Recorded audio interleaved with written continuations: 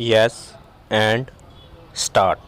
I am coming here today from Bihar, where I performed or helped in the opening ceremony of a very magnificent piece of work of Indian engineers, the Great Dam. This, I am told, is the longest in the world. A day before that, I performed or participated in a completely different function at Nalanda, a great university center of 1500 years ago in Magad, which is now Bihar. At this place where the ruins of the university still exist, my mind went back to the days of the Buddha. I thought of his message, which, apart from its religious significance, was a message of tolerance, a message against superstition, rituals, and dogma. It was a message essentially in the scientific spirit. The Buddha asked no man to believe anything except what could be proved by experiment and trial. All the wanted man to do was to seek the truth and not accept anything on the word of another, even though it be of the Buddha himself. That seems to me the essence of his message, besides tolerance and compassion, and it struck me that the message, far from being out of date today, had a peculiar significance in this world of ours. The spirit of dogma, I say with respect, has affected badly the religious quest and made both minds and practices conform to rigid and intolerant ideas which assert in effect that I am in possession of the truth, the whole truth, every bit of the truth, and nobody outside the pale has it. Narrow men's minds, shutting the doors against a tolerant and objective approach where men not only look up at the heavens without fear but are also prepared to look down into the pit of hell without fear. It seems to me that people in the Buddha's time were more advanced in tolerance and compassion than we are, although they were not so advanced in technology and science. While I was there, it struck me that, quite apart from the religious issues, there might be something worthwhile in the traditional view of life, because it is a tolerant view of life.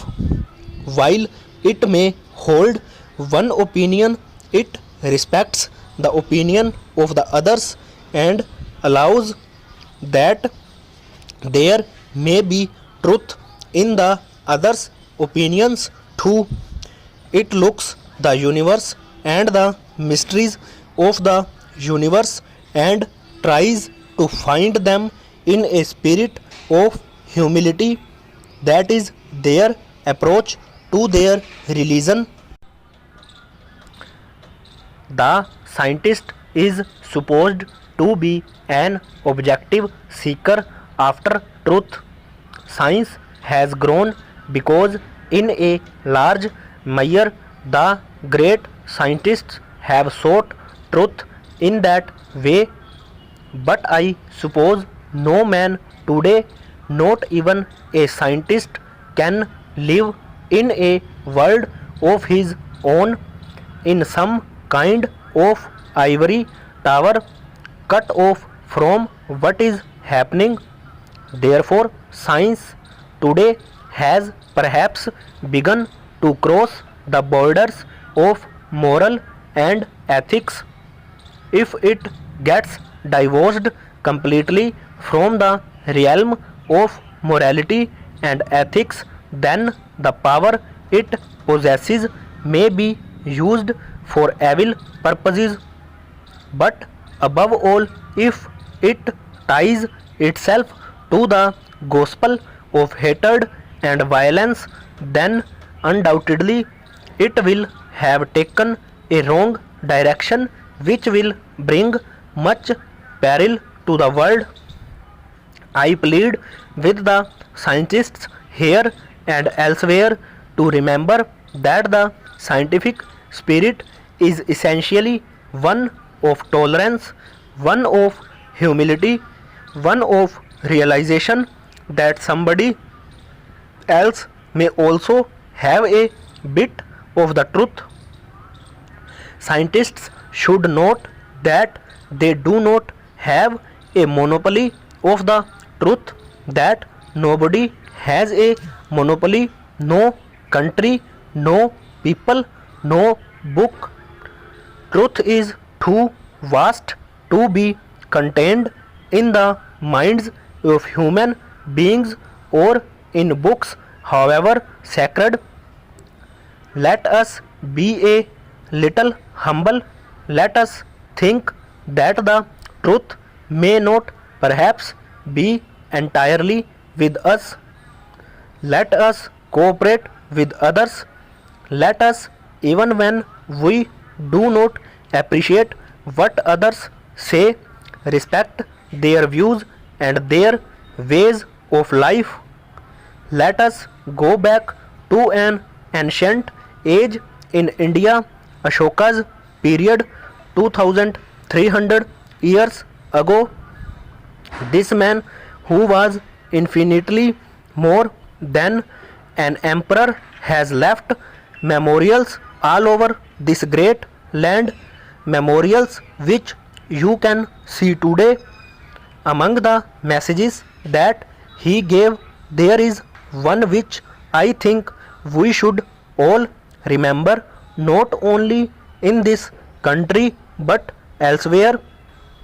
Addressing his own people, he said, "If you rever your faith, while you rever your own faith, you shall rever the faith of others. In reverencing the faith of others, you will exalt your own faith and will get your own faith honored by others. If you apply that message of tolerance not only to religion but to the other activities of human life, such as politics, economics, and science, you will find that it puts things in a different context. It is a context which is not very much in evidence today, where differences of opinion not liked, where the tendency is to suppress the view or the way of life that is not approved of, where ultimately science itself becomes vitiated by a narrow outlook over